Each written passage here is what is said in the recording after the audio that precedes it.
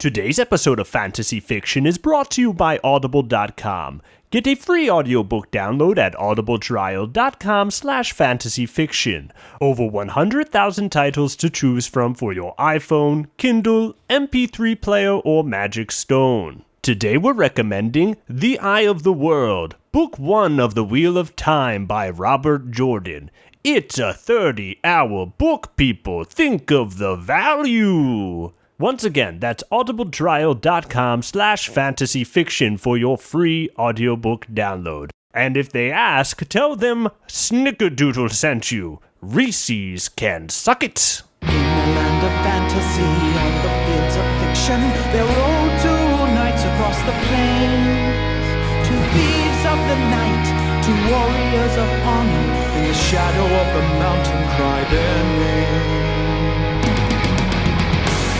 Until the deed is done, until the quest is won, the battle's in our minds, until the end of time. Hey everybody, welcome to Fantasy Fiction. My name is Dominic. My name's Josh. And I'm Terry Brooks. Oh my God, he's back! I'm back to talk about my new political newsletter. You have a political newsletter. It's terrible. It's terrible. Terrible. Brilliant. Hi, it's me, Tim. It's Tim Jennings joining us yet again. This is our first guest in a long time. Yeah, I think you may have been the last guest. That's crazy. I can't believe there aren't people banging down the door of the Fantasy Fiction studio. It's tough. You got to be a real good friend to get on. You got to know some people, namely Dom or I. Yeah. And you have to be able to get into my house and then just open the door to my little room where I live. Which is what I did. Someone was just opening the door and I looked and it was Tim. Me, and I was like, I should have knocked. Oh, I'm not mad now. It's my friend Tim, not a stranger. And I wasn't doing anything weird. Pretty much nothing weird. But we have tales of the Relics and Ice Vikings. Ice Vikings. Oh, Ice Vikings. I picked these prompts out this week, guys. You did. Relics, self-explanatory. Yeah. We all know what a relic is. What's an Ice Viking? I don't really know. And I figured it was up for interpretation. Yeah. Good. I figured it was one of those things you could interpret as you could just make up. There's somebody out there right now with a Norwegian flag hanging on his wall going, you can't interpret Ice Vikings. They're very specific. I'm the direct descendant of one. But Relics was submitted by Kellen Notwell. Oh, I hope they get better. better. And Ice Vikings was submitted by none other than somebody named Ragnarok. Oh, wow. The Ragnarok? Well, that's it. Check out their YouTube page. We should just have like another fantasy fiction YouTube page that's just Viking videos. Yeah, I like this. Well, you know what's interesting about Vikings being a prompt on this show is that Vikings are real. Yeah, Vikings are a real thing. Well, Relics are real too. Yeah, that's true. I mean, Relics are real, but I mean, that'd be like if 1 week somebody was like, "Oh, Cowboys is your prompt for this week," and we would have picked that. But this is Ice Vikings. True. So those are definitely not real, and we had to make them up for the show. What if they're like Vikings from Iceland? Because Iceland had lots of Vikings. Josh, you bring up a lot of great points. What did you do this week? I spent my entire week taking my cat to the vet. Oh, that's right. Your cat was sick, right? He's got ear rot. Oh, what the fuck is that? Oh, God. Nobody knows. Okay, like if you want to like get pissed off at the medical profession, not just of humans but of animals, I do. Oh, you do? Okay, good. You take your cat to the vet and then you have them do $600 worth of curing on him. Oh. And then a pet plan? It's pet insurance. Yeah, there's pet insurance. I could do that, I guess. Also, $600 of just straight syringes in this cat's veins for them to tell you, we don't know what it is. Yeah, he's okay. Like, he doesn't have like a fever. I had to like do the in the butt temperature at my house alone with my cat. So we've reached. Oh yeah, like You have was you added have to to that. specify here. Was that for you or the cat? It was the cat. I didn't put it in Was my own the butt. cat with the cat could have meant that the cat was just in the room while you were doing it? Oh, he was in the room, but I now we've reached the level of mutual shame that I stuck the thermometer that I put in my mouth in my cat's butt. What's the cat's name? Spot. Does Spot look at you now like he can't fully trust you? He actually looks at me like he loves me a lot more now. Aww. I think because he knows like I had to drive him in a car to save his life. I think more so he was like, I know how much $600 is. Yeah, He's it's like, true. I used to have money before I lived with you. Cat Reaper. I'm the cat. I don't have a very good track record with cats. How many cats have you had? I've only had 3, and every single cat I've owned has had like a major issue. A mysterious ear rot. One of them had a blocked pee hole one time. That's right. He lived. He's alive. He's got a big old pee hole now. They reamed that sucker He out. loves to pee. Or For him. Dude, I hear the cat pee sometimes. Like, I hear the cat pee. Like, have you ever heard anyone say, Are you I've being heard... serious? It has like a big pee. Oh, yeah, now? he's got a big-ass pee hole, dude. I didn't know they could do that. Dude, it was crazy. Yeah, Can so, you get that done to your cat if it's not sick? you know what? Probably. Elective. Like, yo, I got a custom cat. Its piss is so loud. You guys gotta come over here, my cat piss. Tim, what did you do this week? You know what I did? I ordered a ton of golden books. Oh, Dude. My son really loves golden books, and I have, as a result, gotten into collecting them. they're cool. I love them, and so like I order. Sometimes I try to order like rare ones. For What's the rare one? Like, what would be a rare one? I have one it's an episode of the '70s TV show Buck Rogers. Ooh. they made a but golden book of that? It's a golden book of Buck Rogers, and it's really great. It's really great. That's awesome. It's so cheesy, and the story's so dumb, but it's really great. But I was on Amazon, and I discovered a bunch of new ones coming out, and I ordered him the original Star Wars prequels as hand-drawn golden books. What? Oh, that's pretty cool. Which I don't think they ever had before. They were like, they had books where it was pictures, like actual photographs, Right. But not hand drawn, Not drawn. in golden book style, which is I thought pretty cool. I didn't know they still made them. Do you have a favorite golden book? Yes, I do. Actually, it's called The Wonders of Nature, and it basically goes through like all the different kinds of like environments of the world and what animals and plants live there. But the drawings are so nuts and detailed.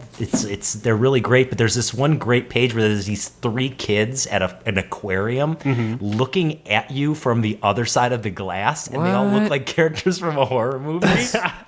That's some deep shit, man. It's super deep. Is this a favorite from childhood or No, now? I didn't read it as a kid. I just okay. saw it when I ordered it for my son, and I was like, "Look at these kids!" It's like what's that movie with the Bagul? Sinister. I remember we had Dr. Dan as a book. It comes with Band-Aids. What? Oh, really? Yeah, and I remember we had it, and I was like, I would look at it from time to time. I was like, this is going to be worth money one day. They got the Band-Aids inside. Somebody's going to want these old Band-Aids. Still got the Band-Aids. Fuck, I'm cut. Where's that Dr. Where's that book? Don't use the Band-Aids. I'm so hurt. My first Bob's aid going book. to die if we don't use the Band-Aids from the Dr. Dan book.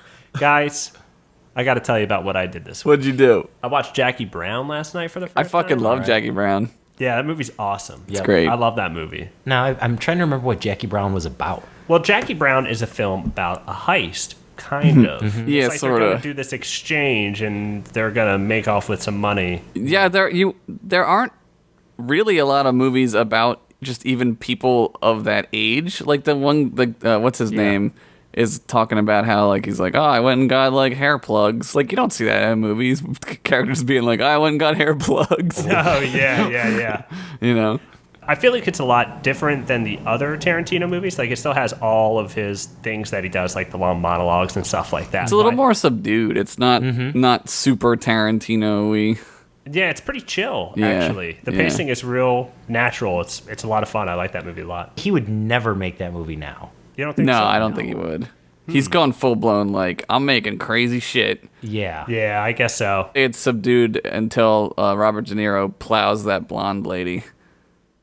Like, it just cuts to, like, him, like, just doggy-style fucking that lady, like, super hard. I don't remember that part. Dude. Yeah, but the joke is that it's 3 minutes of sex. Right. It's just like, yeah.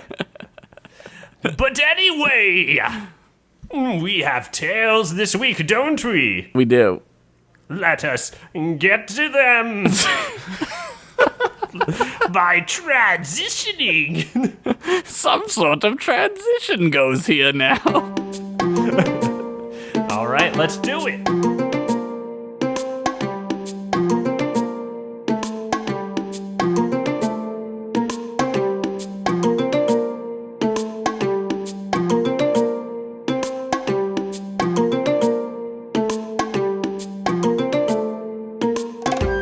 My story this week is called Fire and Ice, not the movie, the story.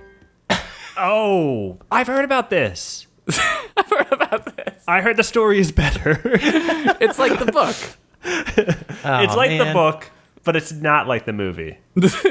Thank God. But the story, anyway. I already saw the movie, and all I'm going to do is draw comparisons. I'm pretty sure my story is loosely based on the movie. It's not. I don't think I've ever seen the movie. Wait, have I? You have. Is it animated? Yeah. Yes. I've seen it. I watched you watch it. That's right. I watched it in public on the internet once. You did. There's a guy in it who is like a Native American man. Yes. I did see that. Is it this man in your story? He's not in my story. I didn't put Add him him in. Then let the story begin. All right, let me quick get this in. Click. Okay, he's in. He's in there now. If that man is not in it, then begin and proceed. 1,000 eons ago, when all sea balls only had 3 all-sea stations, the realm of Theranos was filled with a bitchload of ancient and powerful relics. One such relic was the Chalice of Reverse Dying, said to have the power to grant whoever or whomever, I don't know the correct grammar, drinks from it immortality. This was an age where super powerful relics like this were all the fuck over the place because people hadn't yet been convinced they were evil and thrown them into hot lava. But, like, who would throw a super powerful evil object into hot lava? Being evil is dope. If you ever get a chance to be evil, you should do it because fuck it. You only live once and there is no God. Unless you have the Chalice of Reverse Dying, in which case you live once for like ever and you basically are God. Who says you're not God? Another benefit of being evil is you get to think whatever the fuck you want, even if it's not true. That's a majority of being evil, That's true, isn't though. it? Yep. That's like step 1 of being evil. One ancient adventurer sought this power. Being one of the 12 most powerful ancient Viking warriors, this dude adventured hard as fuck. Whenever MCs would announce him at weddings, he'd walk out to Ace Hood's Hustlin' Hard or the theme from Knight Rider because that beat makes my wiener wet. Oh, man. His name was Ned Red Skull, ancient descendant of famous adventurer, friend to Catman, and the Steak Daddy himself, Fred the Skull Peeler. Ned was the Viking of Ice. He controlled the element of ice and was one of the more respected members of the 12 most powerful Viking warriors.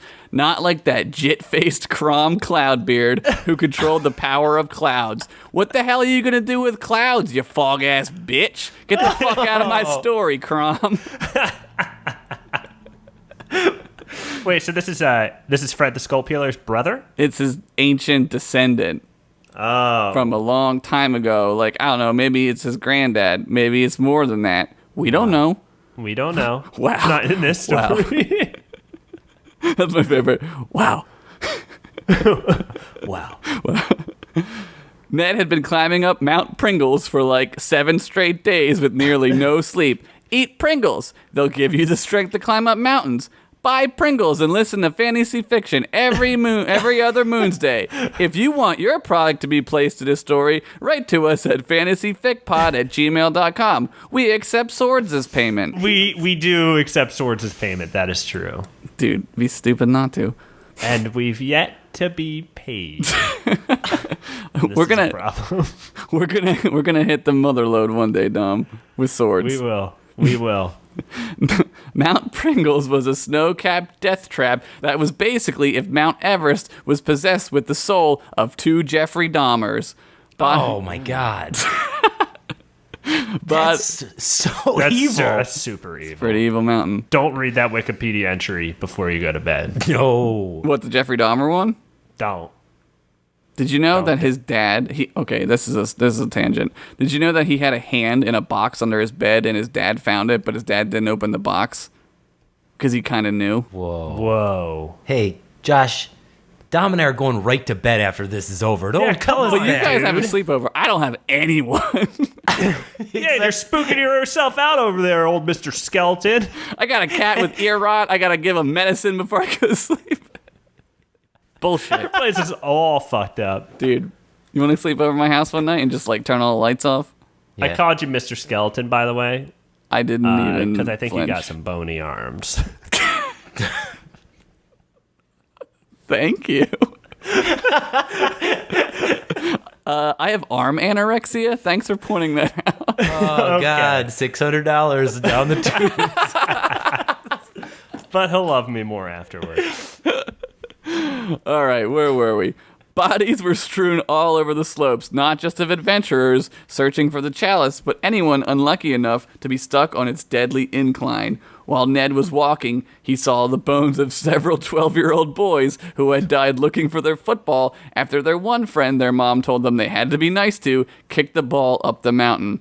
They probably all died horribly of starvation, proving once and for all that being nice to people will get you killed. Mount Pringles strikes again. Oh, man. They didn't even want to hang out with that kid. No, they never. Nobody They did. killed them. They died for that. Yeah. Don't be nice, guys. Nope. Don't be nice. Don't be nice. Ned's beard was full of ice because his snot had frozen to his face like booger stalactites. He huffed and puffed as he entered a clearing, almost ready to collapse from exhaustion, when suddenly he heard voices. As he entered the clearing, he saw dozens of shirtless orcs just wiling the fuck out. As he got closer, they all stopped and turned to see the red-bearded Viking collapse to his knees with exhaustion. "Oh, who the fucking hell is this now?" said an orc as he made his man tits twerk. "Must be another sucker looking for the chalice," said another as he did that bodybuilding pose that looks like you're giving a ghost a headlock. Ned panted and used his sword as a crutch to lift himself to his feet again. "I seek treasure," he said. "Let me pass, for you do not know who you are dealing with." All the orcs started going buck fucking wild and shouting, "Oh shit!" One orc did a 9 take and snapped his own neck from the whiplash. "You do not know who you are messing with," said a voice from behind the other orcs. As he made his way to the front, Ned saw him. It was Michael Jorkton, Daranos' most famous basket head player. "If you could beat me in a game of basket head, you may pass. Nobody has ever beaten me, and I also get to kill you if you lose, and I also get all your stuff, and all your friends are instantly become my friends," said Michael Jorkton. "I will do what I must," said Ned. Just then, Michael Jorkton unsheathed the sword, kicked one of his fellow orcs to the ground, and just cut his fucking head right off. And spun the head on his finger for at least 5 seconds. Oh, blood got everywhere.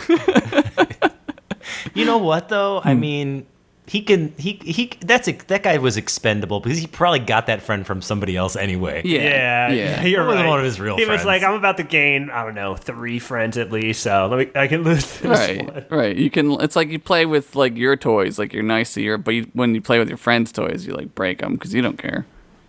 Well, that's you believe that's true. I never did. Friends are toys. Friends are objects. Use them. Your story tonight is full of so many good messages. Don't be nice. That's why I'm here. Be evil. Yeah, be evil. Be evil because the reward, the perks of being evil are Yeah. just awesome. They're kind of the same. I kind of like just reiterated the same message. Yep. Don't play with kids. Don't play with kids that are weird. Weirdo kids. Be mean to them. Ned lined up to defend the basket, which was literally a basket tied atop of a guillotine. Jorkton dribbled the head with such skill, it was like watching poetry if poetry had arms and legs and you could actually understand it. And poetry could dance. Michael lunged and juked toward Ned, faking him out, and from almost a complete standstill, leapt into the air, stuck his 3 tongues out, and dunked from half court. The orcs were going fucking crazy. One of them conjured a klaxon spell. Another started doing the suck it motion under the guillotine in plain sight, so Ned could see clearly that this man wanted Ned to suck his dick. Ned squinted and rubbed his eyes to see what he was doing. Yup, there was no question about it. He wanted Ned to suck his dick. Ned was stunned. How was he going to defeat this juggernaut? Ned, now having the head, chucked up a desperate 3. The orcs watched as the ball clumsily sailed through the air and bricked off the guillotine. The orcs laughed and booed, going even crazier than they had before. Suck it Orc's game was strong this day as he continued to pump the air full of hot orc dick while highlighting the appropriate crotchal area with his hand motion. I think that guy might be the real protagonist of this story. Sometimes you gotta jump around a bit. As the game went on, Jorkton was winning 104-0 after the first minute, with Michael Jorkton somehow scoring 102 points on 1 dunk. Ned knew there was no way to win, so he did the only thing he could: cheat. When he got the severed head back, Ned threw it straight into the air. Everyone went silent and watched the head fly up into the sky. Then Ned pulled out his magical sword named Ice Ice Baby and pointed it straight at Michael Jorkton. The runes on the blue blade glowed, revealing an ancient text which said, "No, you suck it." The blade let forth a beam which froze Jorkton in place. Just then, Ned leapt into the air, grabbed the head, and with his magic ice powers that I just made up, made a ramp to the basket. As he ran up the ice ramp ready to score, he turned around and did the moonwalk before finally slamming the head down so hard into the basket that the guillotine backboard shattered, causing the blade to fall. Below, the orc was still doing the suck it sign. As the blade fell, he did not move, and he did not see the blade falling, and it sliced right through his peener, cutting it right the fuck off of his green and now dickless body. Oh, that's gonna ruin him. That was his thing. He was the best at that. For him, I kind of hope this story now veers off into this, the story of that orc's recovery. Him rehabbing, learning to suck it again. that's a better story than I wrote. All right, see you next week, everybody. Just make that part up right now. For him, it was a day to remember, not as the day someone finally defeated Michael Jorkton, but as the day his dick was cut off.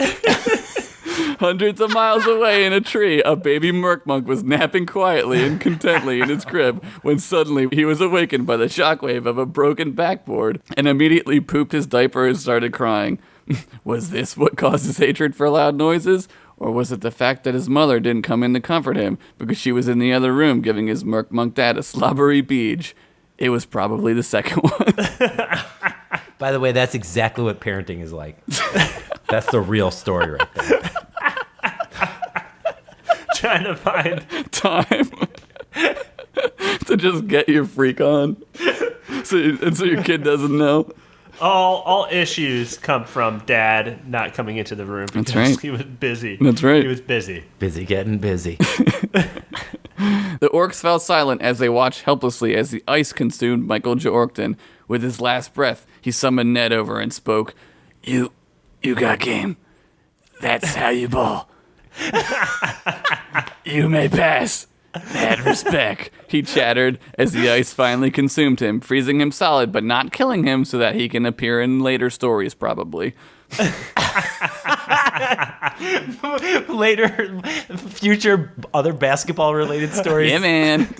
Hey, man, you never know when he's going to try baseball. Oh, I can't wait to hear about the basketball Olympic team. That Oh, the dream team? Oh, my God, The dream team. The Emerald Dream Team? The orcs were silent as Ned walked through their ranks. They parted, letting him through. Then one started to slow clap. Then another. Then another. Even dickless Sucket Orc was now clapping. And then the Knight Rider beat began to play.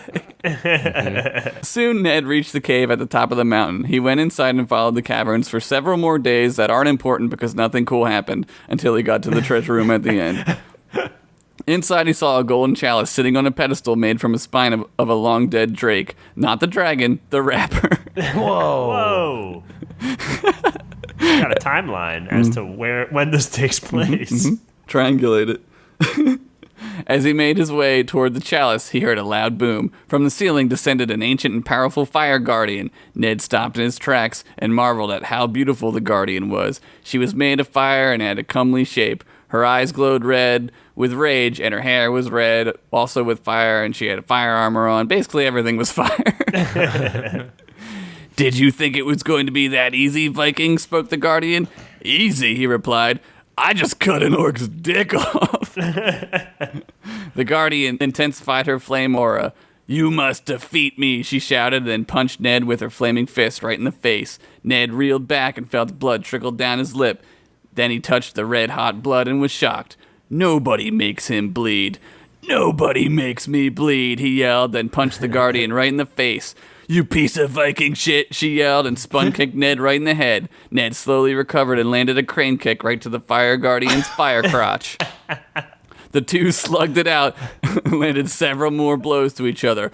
I'll kill you, shouted the fire guardian. I love you, shouted Ned as he punched her in the tit. I fucking love you too, she yelled, and then they kissed each other deeply with tongue. The two began to make out so hard that steam was coming off every damn part of Ned, even his pee hole.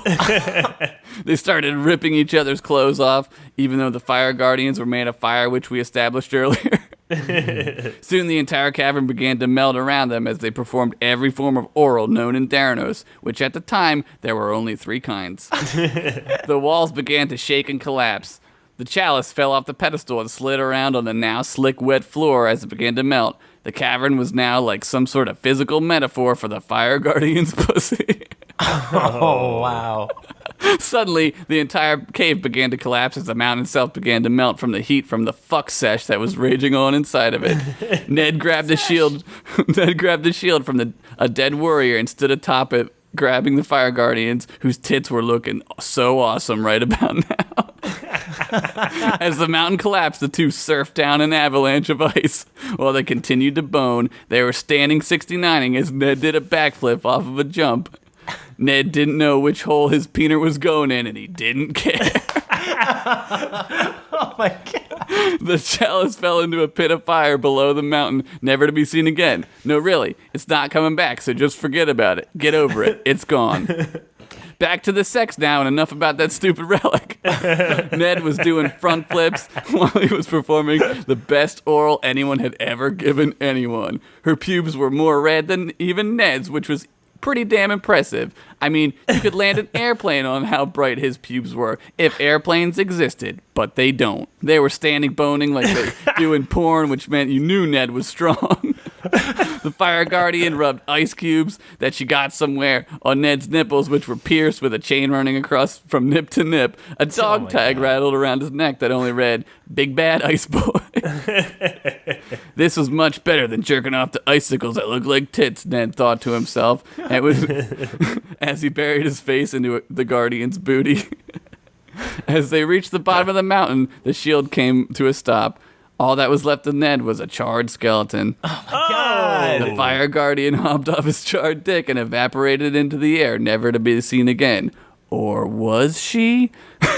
Ned's skeleton dropped to the ground, his red beard charred on his bare skull from probably Frenching all that fire. The mountain behind him settled into a giant crater where steam still bellows out to this day.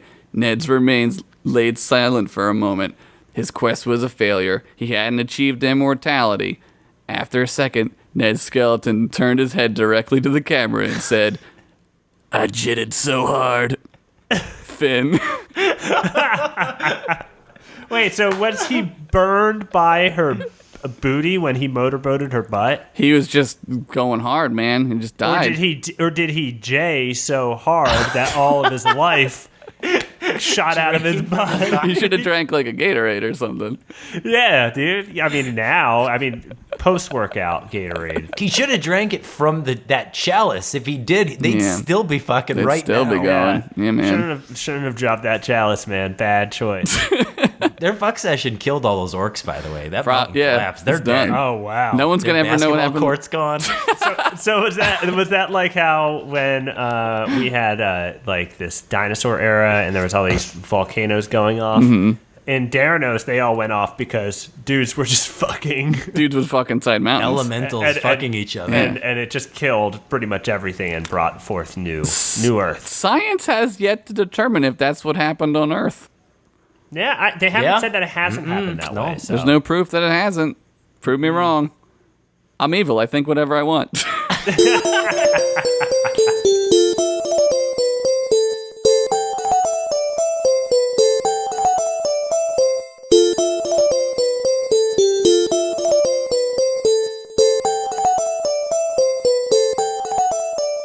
All right, guys, I have bad news. I forgot to write a story, so I'm just going to make one up right now. Yay! Oh, man. Well, okay, hey.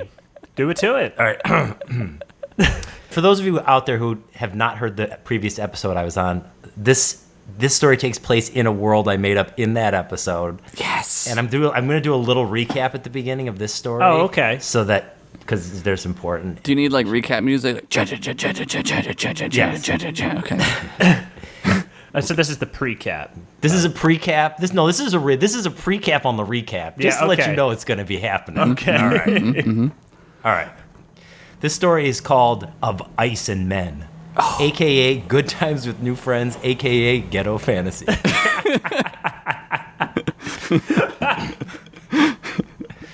Far beyond Daranos and Orkspire, just west of that kiosk in the Frightmere Woods where a dwarf named Weird Dwayne will whittle you a fake nude of anyone you want as long as you bring him a picture of them, a piece of wood, and give him permission to take that shit for a test drive, lies the kingdom of Stonesrealm, a once peaceful land ruled by the benevolent keepers of the 5 spirit stones, Ryabel the Wise, Dionytrox the Unmovable, Phaeris the Impenetrable, Soraborn the All-Powerful, and of course, Keith, a really solid dude. Yeah, Keith. They're still all dead now. No, Keith. Yep, they're not alive. Murdered for their spirit stones by Morban, a total poop dick sorcerer who terrorized the land with a really dumb cape he called the Cloak of Illusions and an army of assorted shithead brutes. With the keepers dead and the spirit stones in his possession, Morban wasted no time conquering the entirety of Stonesrealm and bending it to his whims. For instance, he made a law that every guy that saw him had to give him one of those handshake hugs and go, "Sup, man? Where you been?" Dude, seriously. Like he's been down since day one, which isn't true.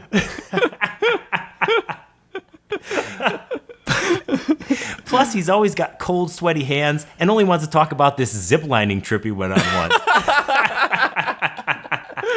He fucking sucks. But it's cool because he's dead now, too. Yay! He's gone. Having met his demise at the hands of the greatest warrior Stonesrealm has ever known, a cobbler named Rindle, upon receiving an enchanted broadsword called Get Fucked, that once belonged to Keith, the really solid dude, Rindle was transformed into Swordborn the Savage, a barbarian so jacked and awesome at swordery, he'd make your mama say, "Boys, family meeting." It's time you know the truth. I'm not who you think I am. Then she'd tear off a mask, revealing she was really your dad the whole time. Fucking shit. And your dad was really your mom. What? Then you'd go straight to therapy, but you'd never really be the same. With the help of a kindly aide named Granlow the Old and a terrifying polar bear mount known as Ice Bitch, Swordborn defeated Morban, united the Spirit Stones, and went about the business of saving Stonesrealm. All right, so therein ends The The recap. recap, yes. Gotcha. You're caught up. There have been 7 tri-lunar cycles since Swordborn's first adventure, and now everything is great in Stonesrealm.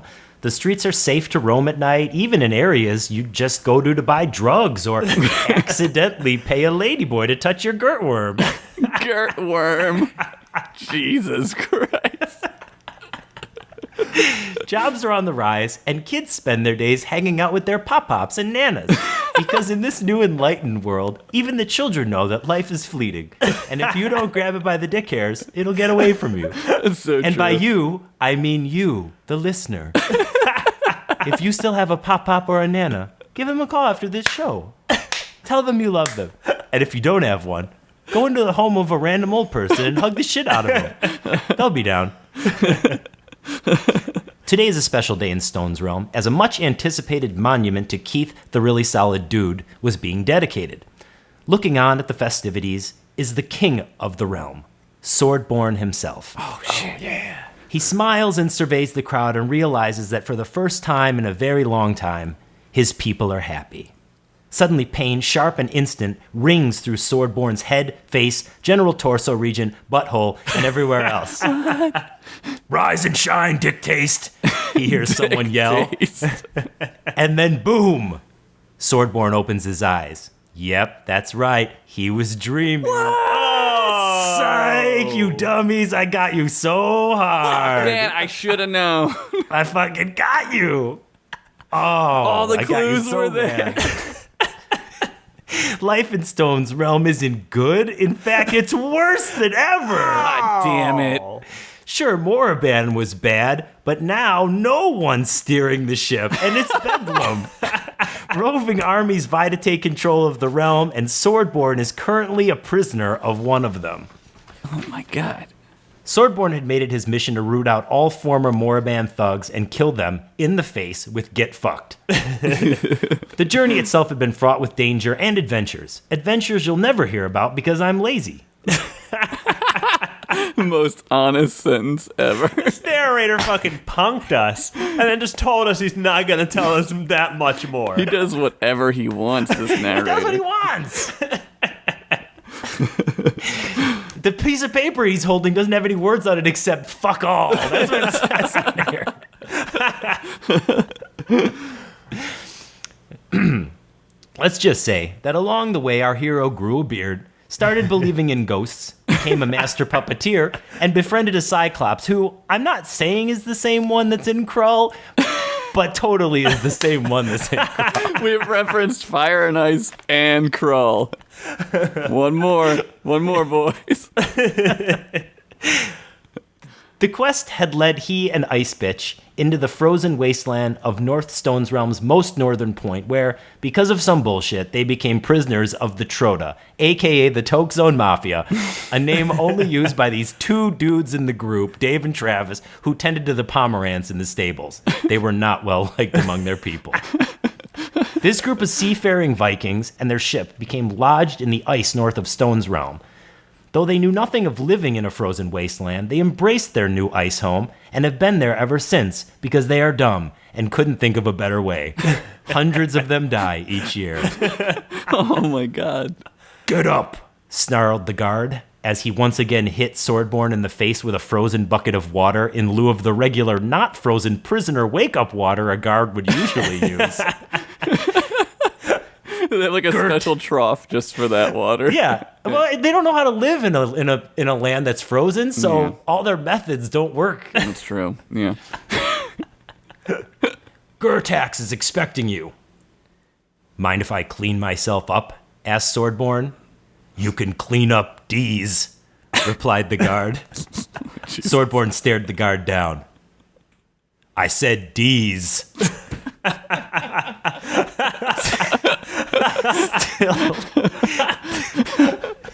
Still, the hero stared with contempt, refusing to ask for clarification of what D's are. D's, the guard once again replied. Swordborn gave him nothing. The guard relented. D's nuts, bitch. Swordborn Got him. Fucking got his ass. eventually. Oh my God. Swordborn knew he would be killing the shit out of that guy in a few paragraphs. A few paragraphs. Fucking great. Swordborn was ushered into a large amphitheater, filled to capacity with the Troda, who all chanted in unison, Gertax, Gertax, Gertax. Gertax, a hulking, fat-ass Viking clad in armor and fur, entered and greeted the crowd. Legend has it that he was born brandishing the Spear of Yorlin, an ancient relic with the power to turn anyone pierced by its blade into solid stone. Oh, shit. Others say his mom had stuck the spear up there for some reason. He's happened to kind of grab it while he was in there. But either way, Gertax did come out holding the spear, so it was his birthright. For some reason. Use your imagination. There's a couple reasons why she might have done that. But that wasn't the weapon that most caught Swordborn's eye. His attention was focused solely on what sat next to Gertax's throne. Frozen unceremoniously into a block of ice was Swordborn's enchanted singing broadsword, Get Fucked. Yes. Gertax silenced the crowd and surveyed Swordborn. Swordborn the Savage, you are charged with... Swordborn suddenly super kicked the head off that dickhead guard from before. Oh, fuck yes. I knew it would only be a couple paragraphs. Swordborn the Savage, you are charged with trespassing on our sovereign lands. Not only that, you also refuse to tell us how you got here and thusly how we, after 10 years, might leave. Gertax looked down at the guard. Also murder. You're also charged with murder. Per our laws, I have taken your female traveling companion and made her my wife as punishment for your trespass. She is now queen of the Troda. From behind Gertax, Ice Bitch was brought forward in chains and a super sexy Ice Princess outfit. Oh, I know damn. It's crazy. I just said she looked sexy. She's a polar bear. What are you gonna do? She's married to a human now. It's that kind of world. And you think he's not going to do her later? You're lying to yourself. Grow up and deal with it. Grow up. So many good messages. In the matter of murder, you will be dealt the same fate as others who've come before you. A chance to earn your redemption in a fight to the death with the Slorvok. With that, a large gate opened at the edge of the arena and out stomped the Slorvok. These giant, ill-tempered ice golems are formed every time a bad child makes a wish and throws a coin into the icy waters of North Stonesrealm. This particular one was created by a kid named Corrie, who wished he was the only boy in the world allowed to pet cats. Jesus, what a garbage kid. Fucking Corrie. Now, choose your weapon, Gertax bellowed at Swordborn. Without hesitation, Swordborn replied, I choose Get Fucked and your magic spear wrapped together with a rubber band. Annoyed, Gertax beckoned to one of his advisors. The two shared a terse exchange, after which Gertax rolled his eyes. As you wish, said Gertax. Although, if there are any members of the clan council here, we will definitely be having a meeting to discuss this loophole. Probably next Wednesday. The requested weapons were tossed to Swordborn, who immediately tore off the rubber band and heaved the Spear of Yorlin back at Gertax with all his might. Gertax moved his head slightly to the right, and the spear sailed right past him. Wow. You missed, laughed Gertax. That's cheater's proof, asshole.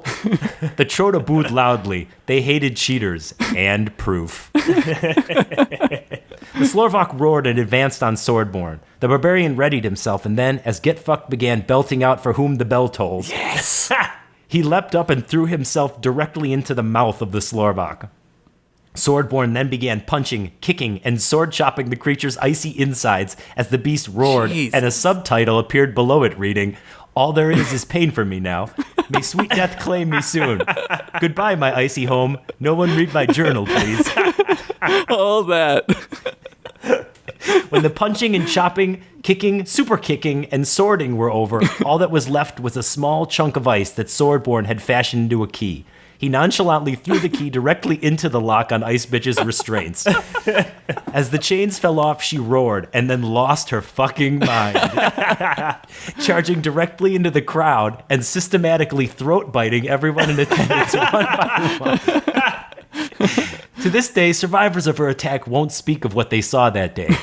They can't because they're dead. There were no survivors. And if they did survive, throat damage. Yeah, throat damage. Yeah. And probably massive jaw, face, tongue. Yeah. General trauma. Nobody would probably want to look at them long Nope. enough to hear it. It's just a mess. Suddenly, a giant fist slammed down on the head of Swordborn. Oh, fuck! What the fuck? He yelled. It was Gertax. He might have been a fat piece of shit who married a polar bear, but he was also as strong as 20 men. The lumbering Viking slammed Swordborn with blow after blow until the warrior was down on the ground looking up at the fur-clad giant. Eat shit and die, warrior, bellowed Gertax. No, replied Swordborn. I don't want to. With that, the spear of Yorlin buried itself deep into Gerlax's chest. Oh, that's Gertax. That's a mistake. I threw his name on that one. And probably many other instances in this story. Go back and count them if you want to in the episode. Transcribe it. Edit it. With that, the spear of Yorlin buried itself deep into Gertax's chest. As the same look someone makes after seeing a David Blaine trick descended onto the mighty Viking's face, and his entire body turned to stone, Swordborn got to his feet. He didn't need to see who threw the spear. He knew. Standing there, already smoking a long pipe, was the Cyclops, who I'm not saying is the same one that's in Krull, but totally is the same one that's in Krull. Ice Bitch returned to Swordborn's side, still looking sexy, despite the fact that she was pretty much soaked in Viking blood. Man, said the Cyclops from Krull, exhaling pipe smoke. I hate Moon's days. The three warriors laughed and Get Fucked began singing, It's a Long Way to the Top if you want to rock and roll. Freeze frame, credits, the end. Awesome. Amazing. Great. As magical, if not more magical, than the first tale. Beautiful. Beautiful. A lot more violent. But I think this is the tale we wanted to hear. There wasn't enough fighting in the first one. There's a lot of world building, a lot of fun world building. Yeah. Now it paid off in that story, but it paid off even more in this one. Great story. Thank you very Good much. job. Hilarious. There was something I was going to ask. Was it about, can you send me a drawing of the bear? Yes. If you guys could go ahead and draw Ice Bitch, covered in blood or not, or in doesn't sexy ice armor, your choice. Please do it and send it to us. Go ahead. Yeah, do that now.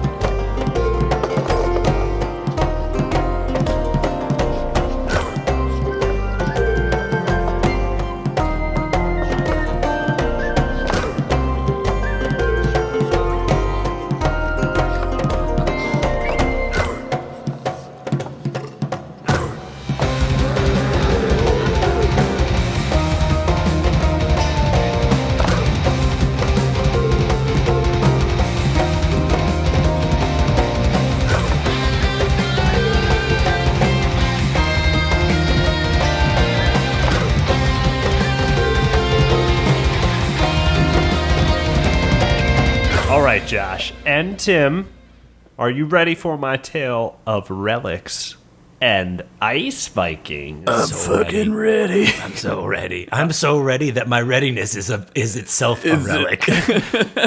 Wow, he's right. I'm in the room with him. Mm-hmm. He's right. There it is. There it is.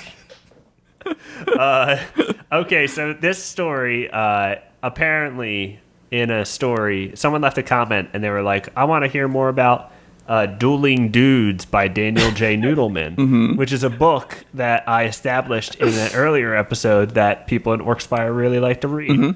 So this is Dueling Dudes by Daniel J. Noodleman. Oh, man. Great. Starts off with a prologue. Well, it was the dudes who fought And dudes who won, dudes who beat up everyone. There was heavy dude attitude. I tell you, man, some dudes was nude. It was the dueling dudes of the Ice Vikings. Fucking awesome. You don't get a lot of sung prologues in books No, these days. you know what? I couldn't think of one in the last 5 years. Yeah. So I was moved. It was maybe 11 p.m. in Orkspire, and it was a scary night, for it just felt like someone was going to die so interestingly that it would make for a great story. The forest was quiet. Too quiet. Like something was going to happen, but it didn't. So some fog was rolling across some hills and into a town called Butterscotch, where everyone's dad was a ruthless axe maker who took no shit.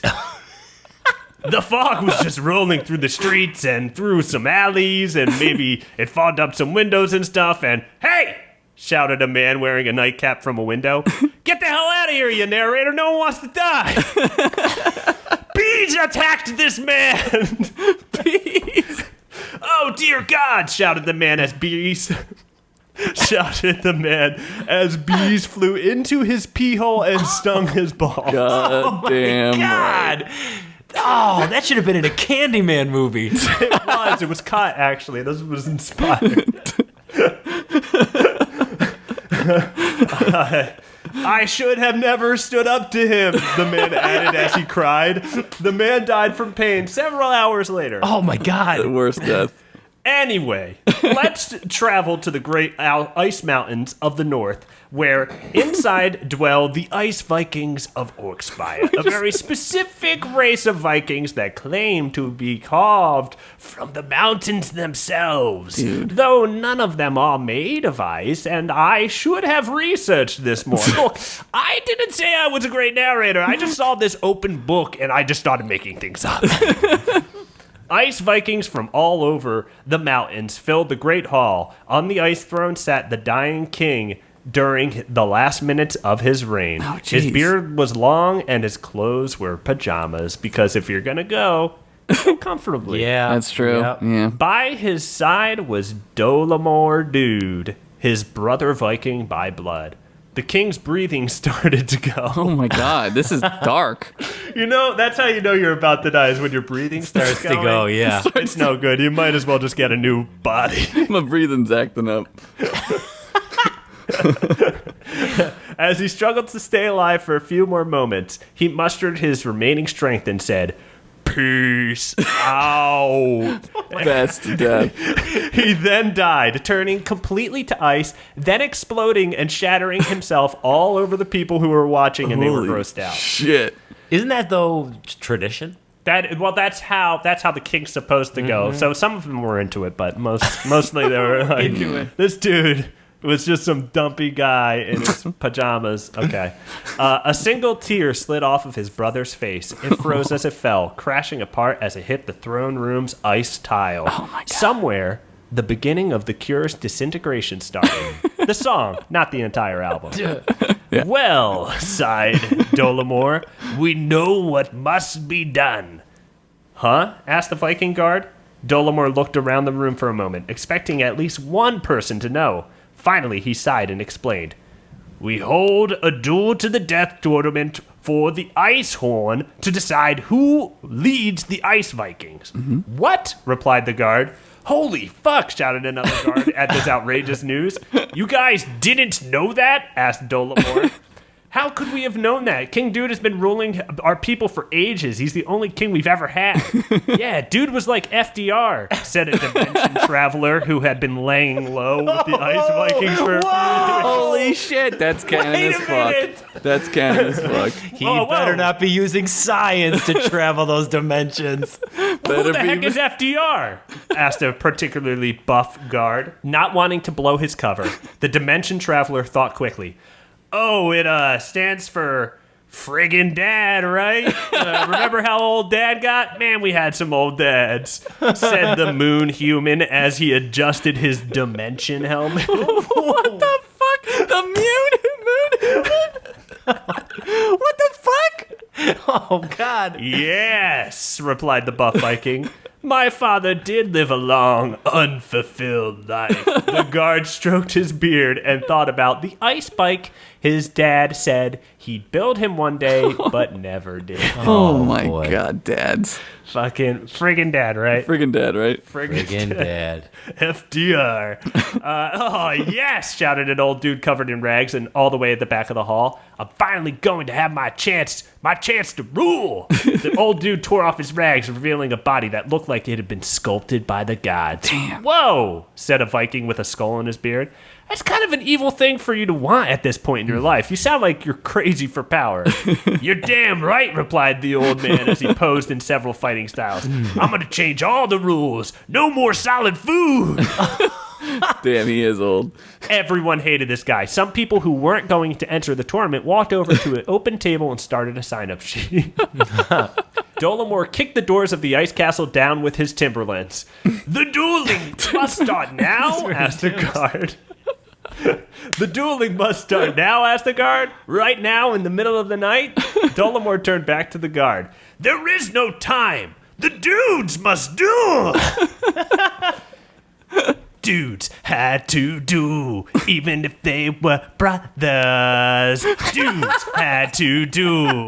I tell you, it was like no other dueling moment in my life. Holy shit. The Ice Vikings filled the ancient outdoor arena as the tournament began. Two Vikings stood across from each other on the arena floor. I must do this for my mother, whispered the younger Viking as he gripped his sword. Please do not fight, my son, pled his mother from the stands. Shut up, Mom! Try to do something, shouted the young warrior back to his mother, but as he did, an axe flew through the air and hit him square in the face and killed him. Ooh, that boy never listened, said the mom as she moved on with her life. No. Holy shit. You know what? Good for her. She tried. Yeah. She tried. He's a jerk. Some people never get over that. She did. Pretty quickly. Very The quickly. next match was the one that everyone was waiting for. Whip Tan Line versus Bruce Hard Nips. Oh, my God. The two entered the arena and started making out hard. People were like, whoa, I thought this was a duel to the death. But they weren't complaining because the show they were getting was hotter than any other show they had ever seen. The audience was eventually moved to tears when the two spooned and fell asleep. Oh my God. The judges were unsure how to score this one, so they said Whip took it because he was the big spoon. Two more Vikings entered the arena. They were equally matched and fought for hours. They started taking breaks every few minutes to catch their breath, and everyone was really bored until bees attacked them. Oh! Everyone started chanting, bees, bees, bees. Both men died from bee stings, and a lot of people wanted the bees to be the next king, but not happening. Wait, why not? Cause Yeah, you can't make those bees king. Those bees have been in someone's pee hole. They can't be Dude, king. hive mind, bro. Hive mind. dude, they could be a queen. That's But true. that's it. Okay. All right. It was suddenly it was the final match. It is now time for the final match, shouted an announcer. Princess Glacier? The crowd said, oh? All together at the same time. Princess Glacier was King Dude's daughter, who you've yet to hear about. Dolomore came down from the stands and said, Princess, this is a duel of dudes. Emphasis on dudes. It's dudes only. You're a girl. Also, how did you get into the finals without me noticing? You all call me dude all the time, replied Princess Glacier. And isn't it one of those gender-neutral terms that you use to describe everyone who's hanging out? You bring up some great points, said Dolomore as he returned to his seat. That's right. He's just going to allow this. So bees can't be king. No. But this is okay. Okay, all right. Well, progress is a little slow, but okay. All right. It takes a little time. And her opponent, announced the announcer. Oh, dude. The crowd booed and hissed. One guy threw his son at knew him it. and he bit him. What? His whole son? Threw his whole son at him. God, the parent-child relationship in this book. No, the child was into it. The child was into it. The child He bit liked him. it. He wanted it. I thought he bit the kid. No. He bit the old dude. You bite a kid. If someone throws a kid at me, I'll bite him. Yeah, I would bite. Someone I would throwing try, a chicken leg at me. I would try to bite him before I try to block him with my arm. Yeah. Squires brought the ice horn down to the arena floor to get everyone hyped before the match. Yep. Princess Glacier took one look at the horn and almost ralphed. The mouthpiece had never been cleaned, and it was gross. God. You think I'm gonna put my beautiful lips on that crappin' ass horn? Said the princess. No way, dude. And she tossed the ice horn into the air and Spinning Heel kicked it, shattering it into the old dude's face. Oh no! Shouted the old dude as the shards killed him dead. What the fuck? The shards melted onto the arena floor as Princess Glacier walked away into the ice set. What? The dudes had dueled. Some dudes had won. Some dudes had lost, but dudes had fun. Some dudes cried 'cause some friends died. Why did it have to be a duel to the death? We could have figured out a better plan. Maybe people could have voted or something. I could think of at least 100 different ways to settle this instead of killing each other and then paying me 10,000 gold to write these awesome songs to record the whole thing. Whose idiot idea was this? It's honestly better if Orcmanity didn't remember. All of a sudden, the ice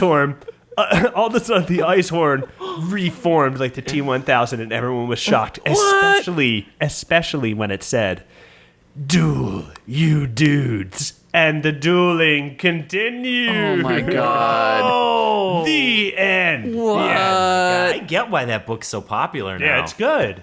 Yeah. Oh, the dueling just continues. Hey, Dom, let's talk about this interdimensional traveler. Is he from the moon, or was he born on the moon? He's a moon human. I mean, okay. And it's so far in the future where they can travel not only through time but through dimensions. Using a helmet, Using a dimension helmet. Yeah. And the FDR joke, he just had to make it in that. Oh yeah, dude. Did he enter the tournament? You know what? You're gonna have to pick up book 2 of Dueling Dudes. I knew A it. Fire of Ice. A fire of ice. Fucking hilarious. Oh, there's a 50-page song in that one. It's a song of fire and ice. So the better version would just be a song about firing ice. That's what it is.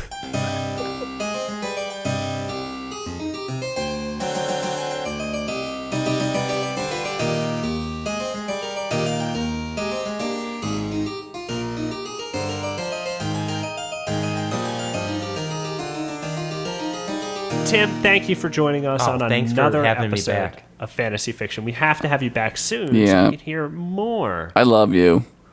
Oh, Josh, I just wanted you to know that. this is. I'm not kidding. I'm not even on our kidding. own private Skype session after this is Okay, Dom can be there. If you guys don't mind, I mean, I don't mind. I mind knowing that you're there, but if you're just there watching and I don't know. Oh, I see. I think this is a great idea. Guys, we got to wrap this show up so we can get this phone call. Yeah, we got stuff to do. Tim, you perform in the Lusty Horde. Mm-hmm. Yeah, if you live here in Los Angeles and you want to come see a live show that is very much like what you hear on Fantasy Fiction, my group, the Lusty Horde, performs at the Nerdist School Theater every second and fourth Saturday of the month. I highly recommend going to the show. I've gone to the show twice, the same amount of times that Tim's been on this show. Twice, and now we're done. And we are now done. we are done. No, I'm Who going will back make again. the next move? But I highly recommend seeing this show. It's a lot of fun. If you like this show, you will love that show. It's the Lusty Horde. You can find them on Facebook Yeah, and Twitter. and Twitter At the Lusty Horde? Yeah. I knew it. So check it out, guys. Josh, what do you have to plug? I have to plug my love for Tim again. Thank you for being on the show. Always hilarious. Also, I would plug you on Twitter. What's your Twitter? Your actual Twitter name? Not. Oh yeah, it's the Tim Jennings. Follow him. Hilarious. You tweeted out something recently that I really loved, which was that picture of Walt Disney. Holding the Nautilus like he just fucking blazed one out of it. He's got weed eyes. He does. He's got high as weed shit in that picture. With this is what the movie's about? That's like kind of like what? This is like exactly what I imagined when I read the book, you guys. Guys, we have a new website. You can check us out at fantasyficpod.com. The art and design was done by Michael Brooks Chandler. He did a fantasy fiction animated. If you haven't seen it yet, you can check it out. Awesome. It was Yetis and Treasure. Fantasy fiction, Yetis and Treasure. If you just search that, you'll find it. It's also in our liked and favorite videos on our playlists on YouTube. And Which you should subscribe to. Do it. Yeah, youtube.com/fantasyfic. You can also follow us on Twitter at fantasyficpod and find us on Facebook just by searching for fantasy fiction. We're the only one. We're the only one. Guys, if you want to leave a prompt for next episode, go ahead and leave it in the comments. Leave one prompt only. When I say comments, I mean the YouTube comments. So get your ass to Mars and leave a comment. Your ass to Mars. Buzz Aldrin? Buzz Aldrin said that? Hey, Buzz Aldrin's listening. He wears that shirt. He should leave an idea for a prompt. I think Dom already did that. Moon Man. Oh, yeah. Like Moon humans. Did they already do moon humans? Yeah, Buzz, they already did moon humans. Never mind. I'm only allowed one, so it's my one. Well, whatever. Guys, you can also support the show by checking out fantasyfiction.bigcartel.com. You can also find that on our new website, yet again, fantasyficpod.com. And guys, I don't know. What do you have? What do we have to say? Anything you want to say before we go, Tim? Any kind messages that people need to hear? Yeah, don't play with weird kids. Don't play with weird kids. That's right. It's okay to love a bear. It's okay. Or at the very least, it's okay to think that a bear looks sexy. Yeah. Who's gonna stop you? If you're an artist or not, and you want to try and make a bear look sexy in ice armor, draw it, tweet it at us and Tim Jennings at the Tim Jennings. Oh man, I can't wait to see Ace, bitch. Dude, it's gonna be so hot. We got some people who are really talented who draw stuff for the show. Yeah, you do. I know some guys who can draw some sweet cleave. So with fur on it. Oh man. Mm-hmm. Oh my god. Oh, there's gonna be so many furry renditions of Ice Bitch where she's like standing like a human. I don't want to see those. Where she's got get fucked. Like Conan, she's like Yeah. But thank you guys so much for listening to yet another episode. Tim, thanks once again for joining us. No, thank you guys. Hope to have you back soon. And until next week, keep on wizarding. Keep on wizarding, even if you look in the mirror and say, I fucking can't do it today. I just can't do it again. All right, wizarding. Josh, look yourself in the mirror. Do it, Josh. Keep on wizarding. Keep on wizarding. Keep on wizarding, everyone. Have a good week. Bye. We'll see you soon. Bye-bye. Thank you.